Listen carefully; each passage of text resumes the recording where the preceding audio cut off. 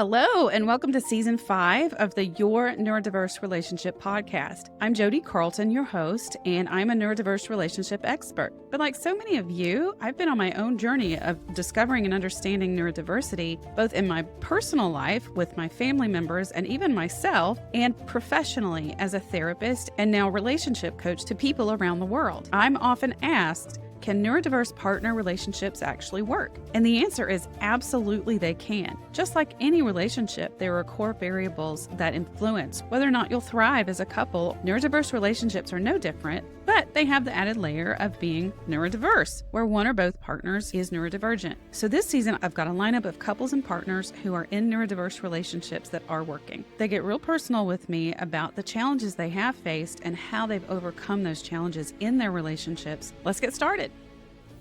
Today, I have Greg Fuqua, and I'm very excited to have you on the podcast. Share with everybody a little bit about you personally. I am a late identified autistic guy. I've been in a neurodiverse relationship with my wife, who is also late identified but ADHD, for I think 34 years. We've been married for almost 30 years. And yeah, for a lot of that, we sort of didn't know what was going on with our struggles. And yeah, so I'm a licensed mental health counselor in the state of Iowa, and I am an autistic clinical specialist, and I also am a neurodiverse couples level 2 trained therapist. And yeah, what else? Yeah. And so, a lot of my personal and clinical experiences sort of come together in a really interesting way. Yeah, that's such a great combination for someone who is in this field because we really need more neurodivergent therapists who really understand, who are, a lot of people are looking for neurodiverse aware counselors, coaches, therapists, psychologists, and we need more people who are actually neurodivergent, who can Yeah. really understand and actually spot neurodiversity. You mentioned level 2, and I'd like for you to explain to everybody what you mean by that, because there's so many differences in, you know, credentials, licensure, qualifications, and so what are you specifically referring to when you say level 2? So AANE, which is, I'm going to forget the acronym, Uh, is the I Autism and can't. Neurodivergent. Yeah. Anyhow, look Yeah, up AANE. AANE.org. Yeah. Yeah, great organization, big advocates. So anyhow, yeah, I Grace Myhill is the one that's been leading the trainings over there. Amazing person. I heard her on a podcast too, I think at some point, and I was just like mind blown. I'm like, oh my God, this person gets it all, gets it all, gets it all. And I don't know if I reached out to her and she was saying, hey, I'm starting to do these neurodiverse couples trainings, and I've done one, if you're interested, and I'm like, I'm definitely interested. And so there's just basically 2 parts to the training. And it's sort of, at least when I did it, which was, I don't know, was it 2 or 3 years ago? It was a fairly small group of facilitators, clinicians, coaches, and also many of the people were neurodivergent on their own. And it was a wonderful experience. She brought in some amazing people, and we got a lot of different perspectives on, what neurodiversity looks like, what neurodiverse couples looks like, what some of the issues to go through. And I just felt like I blossomed immensely through that process, just made a lot more connections. Felt like I was really on track anyhow in terms of what I was doing. But this is a great training program. If you look into it, it does have a cost to it in terms of money, but I think she's also doing some training for coaches. And so that's where that sort of certification comes from. AANE is really a great organization. There's a lot of resources there for Yes. neurodivergent individuals, but also spouses, family members, some really Mhm. good resources. Yeah, so I wanted to just kind of share a little bit about that because I know that's a certification and none of that is specifically regulated, but so Yep. there's a lot of people out, a lot of therapists or coaches out there saying, "Hey, I'm autism certified or aware."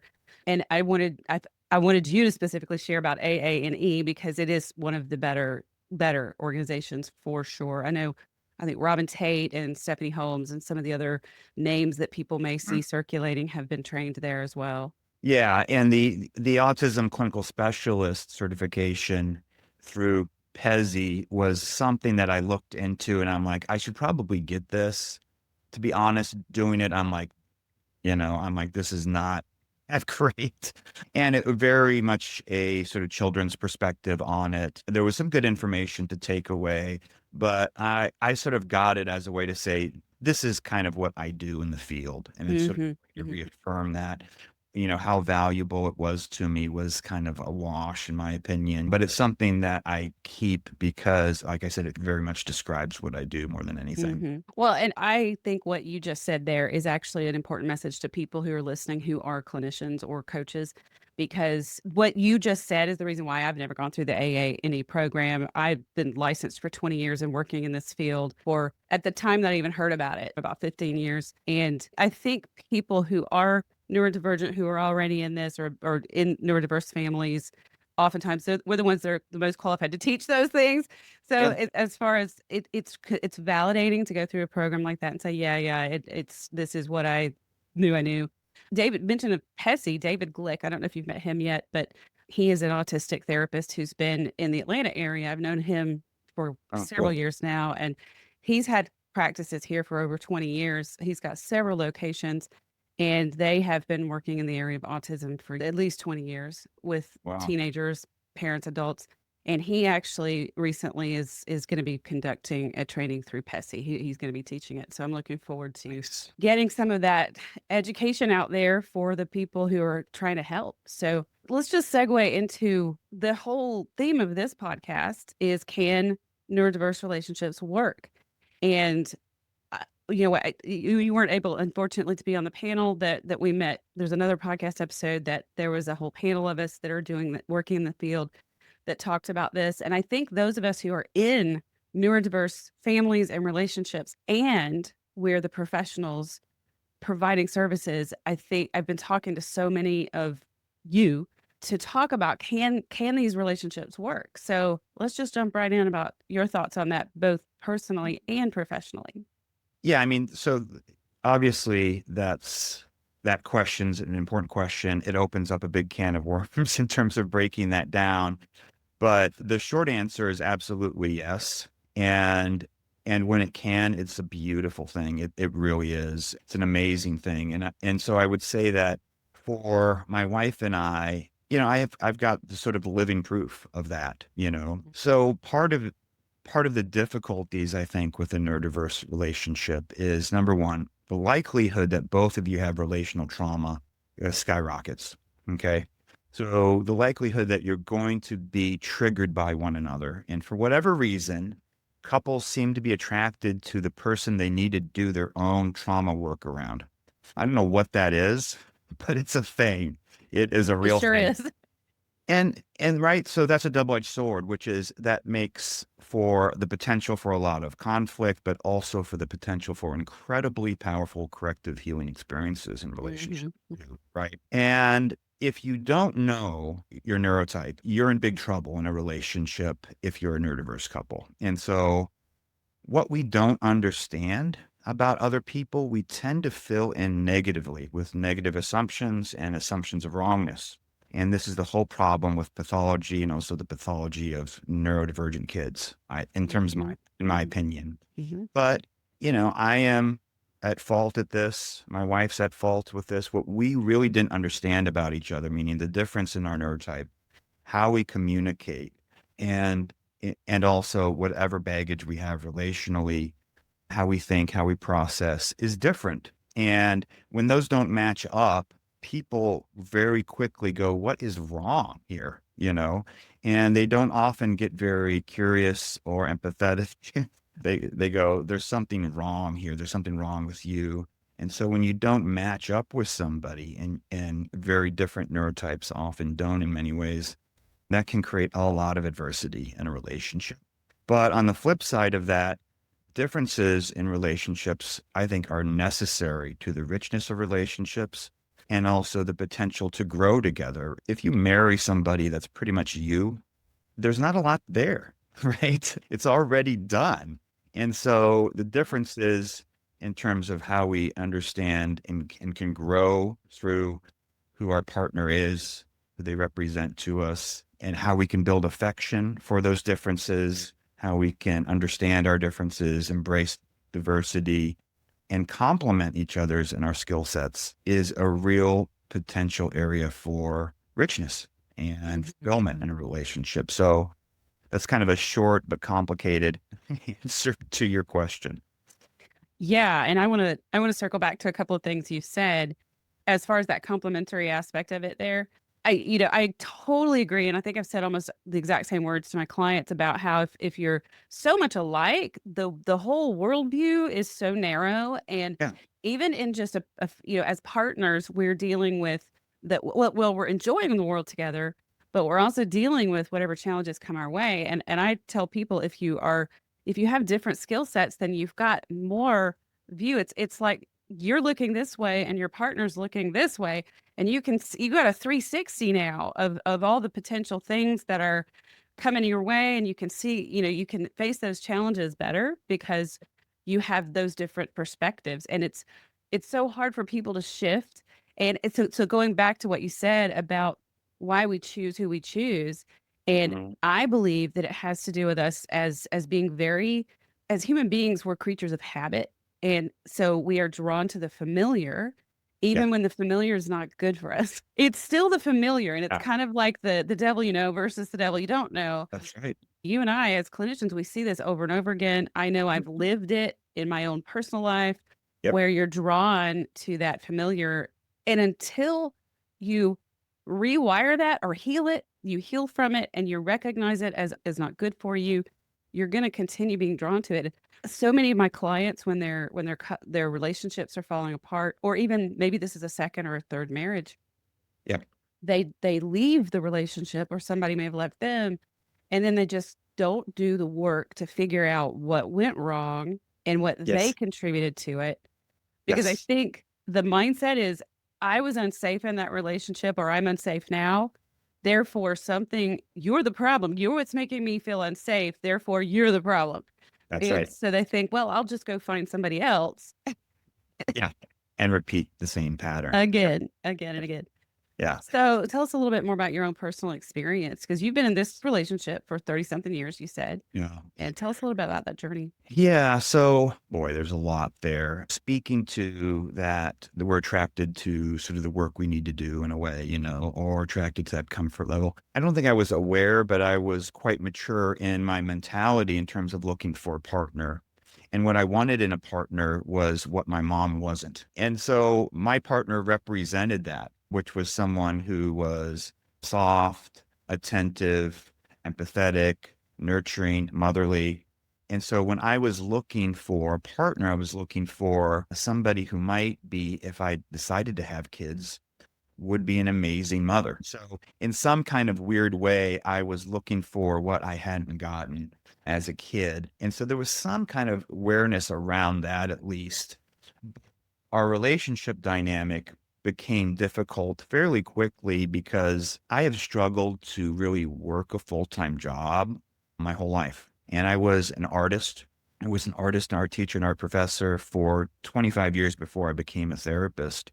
And one of the things we struggled with, and my wife constantly would say, is like, why can't you just work full-time hours and make enough money so that we can get by better?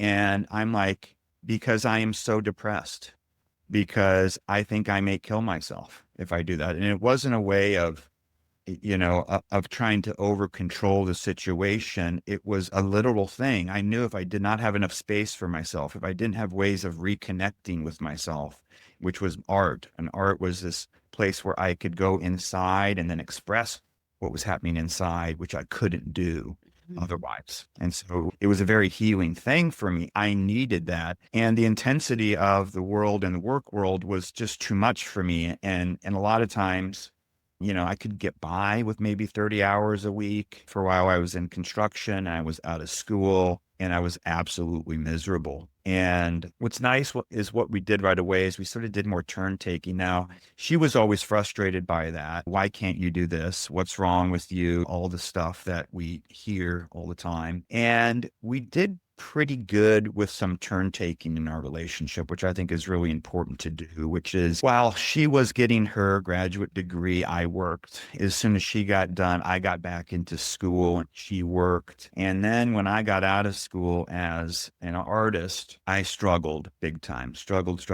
big time. I couldn't really find continuous work. There was always that pushback, particularly around money and employment. And I'll give my wife credit. She did. She had a lot of the financial burden, and emotionally, I was often angry, intolerant, rigid, and would say no to things. And I had no really clue why. All I knew is that I was an artist and that I wasn't happy. And I had a very externalized orientation towards the world. And this is something I can touch on later, which is one of my major principles in as a clinician. And so I was focused on how things were unfair, how things didn't work out for me, what this person had done to me, and I was constantly in this disempowered state, about how I didn't fit in. Was I going inside doing healthy internalized stuff? No, I wasn't. I was just miserable. And then my career fell apart at some point, and I wasn't good politically or socially in academia. I was a great teacher. I was a great artist, but you have to play the game. And as an autistic person, I would not play the game, and I could not play the game. I had I was completely oblivious to this stuff. And then I would get upset very easily. And it was all about unfairness. And when I kind of fell out of academia, it ruined me. My whole identity as an autistic person was connected to my profession, my job. And the truth is, I had an overcompensated identity around that, And we see this all the time with our autistic clients, that their job is like the number one thing. It's the most important thing. A lot of times it even trumps the relationship. That's what it was for me. And so I became really depressed, and I started having intrusive suicidal thoughts. And I was like, okay, something's going on here. Like that woke me up thinking about maybe if I can just end this, And we had kids.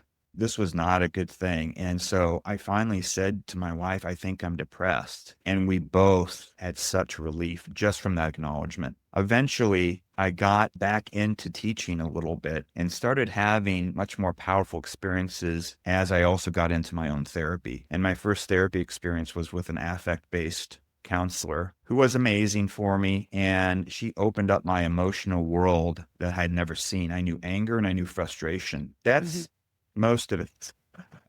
So by affect-based, do you mean she helped you really kind of make sense of your emotions and understand how you were experiencing them and also how you were presenting them? I know in the clinical world, we think of affect as the way we emotionally express ourselves. So is that what you mean by affect-based? Yes, exactly. She was an emotionally focused clinician, helping me process my emotions. And I remember at one point she said, when I broke down and cried, she says, "This is the first time I've really seen you cry."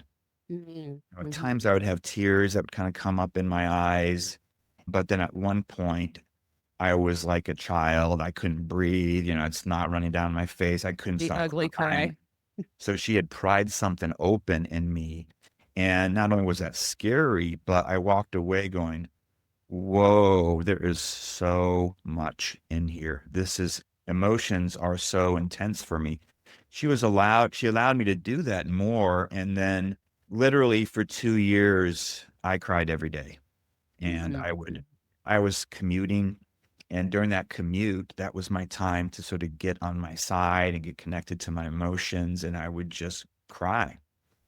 And then I started opening up and my capacity started opening up. I had so much more compassion for myself, but also for others, like I never had.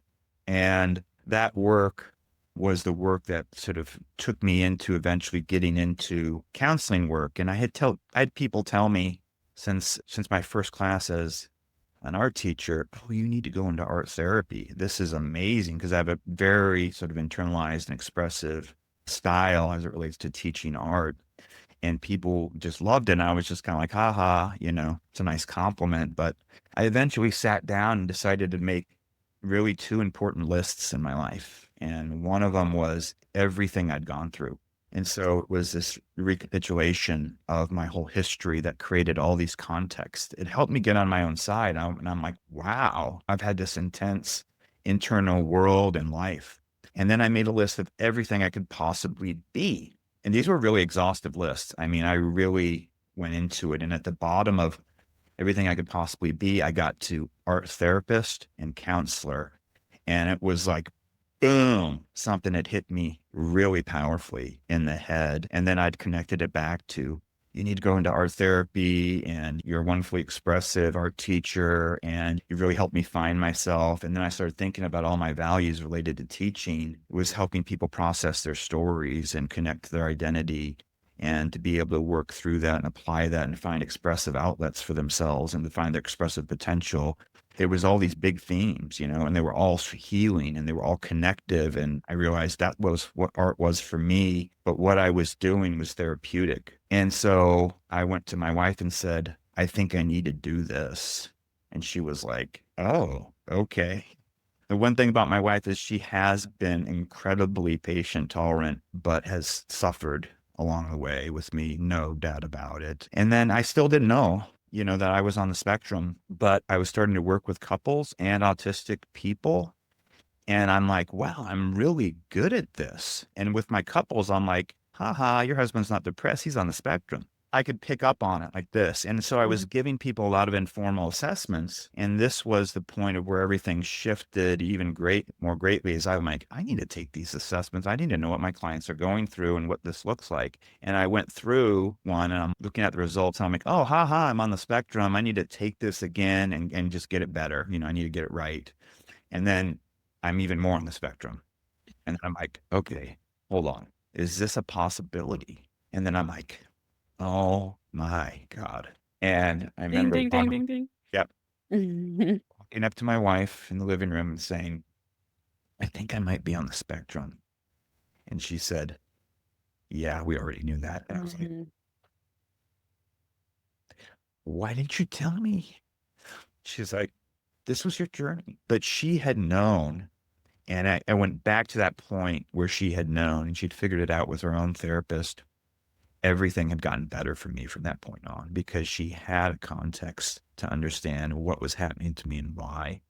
And no longer was everything being taken personally. And at that point was a real change in my journey in terms of thinking of myself as a clinician, as a person in the world. And then I started repiecing my whole life and my whole relationship through that lens. And I'm still doing that, but I would say the meat of that took probably 3 to 5 years.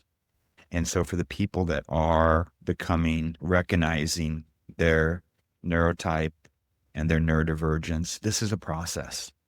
And it can be a long and hard process. I had lived 47 years up to that point.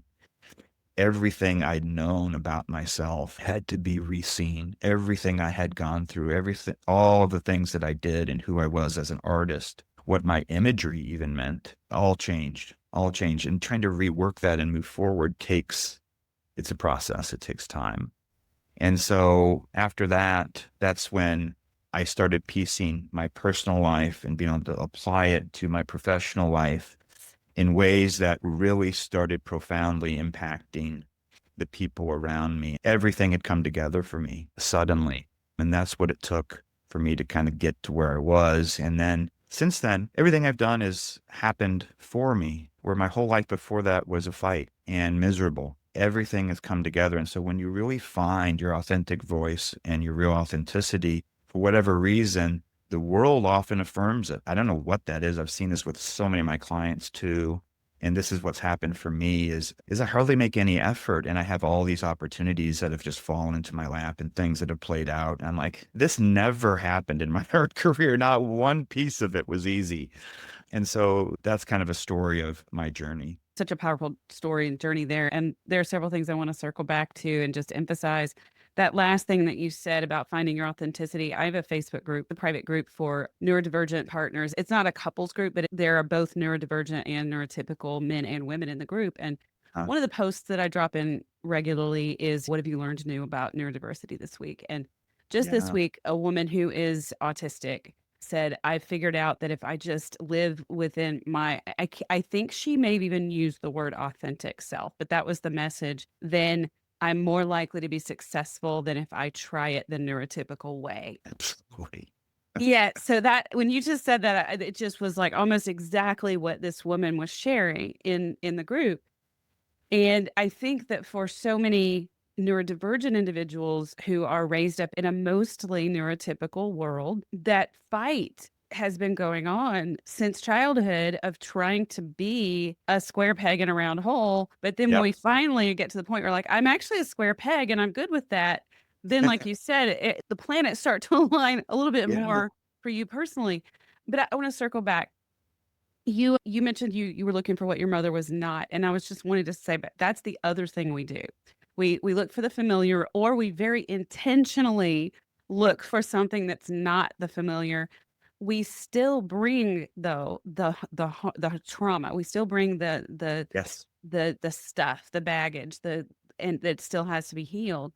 And you said that your wife suffered a lot.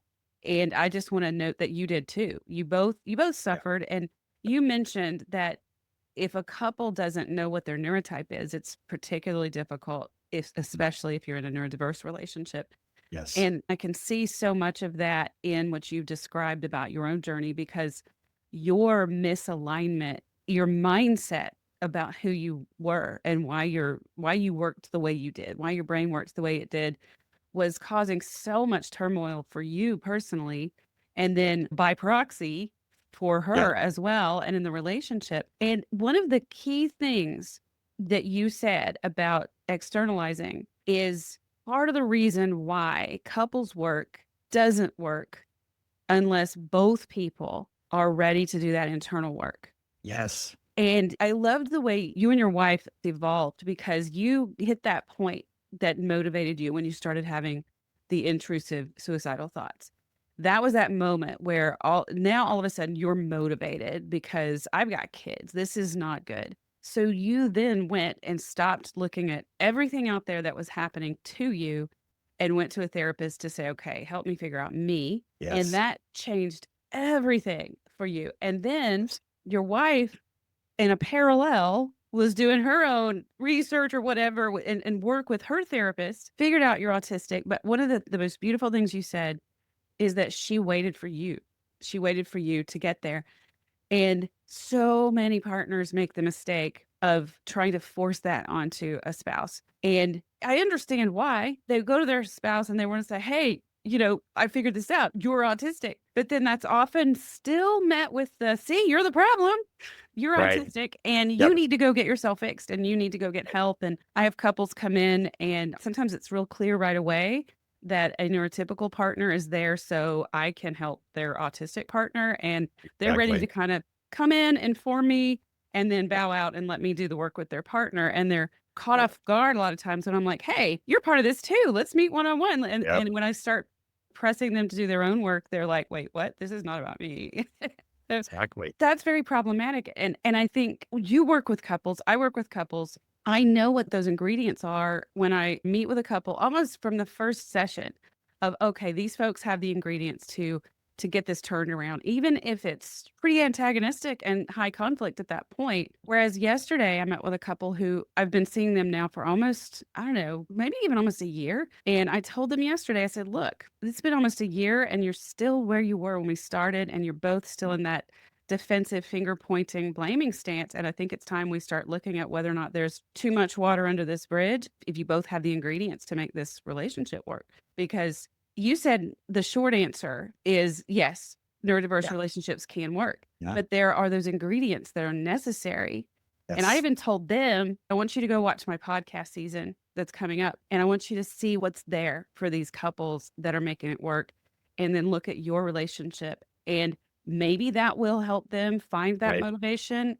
Maybe it won't. Yeah. And I think so. Number one is that all relationships are dynamic, right? It's not one person because you can't know yourself in a vacuum. And we know ourselves better through relationships because we have a context for which, something's bouncing off of us. So number one, all relational stuff are dynamics. It's not one person. Both people have to work together in a way and have to understand those dynamics. And when you don't have that, when you're supposed to fix that person, that's not a good sign, right? Because that other person isn't recognizing their part in it. And they've also gone to the negative assumptions of wrongness because the person is on the spectrum or neurodivergent.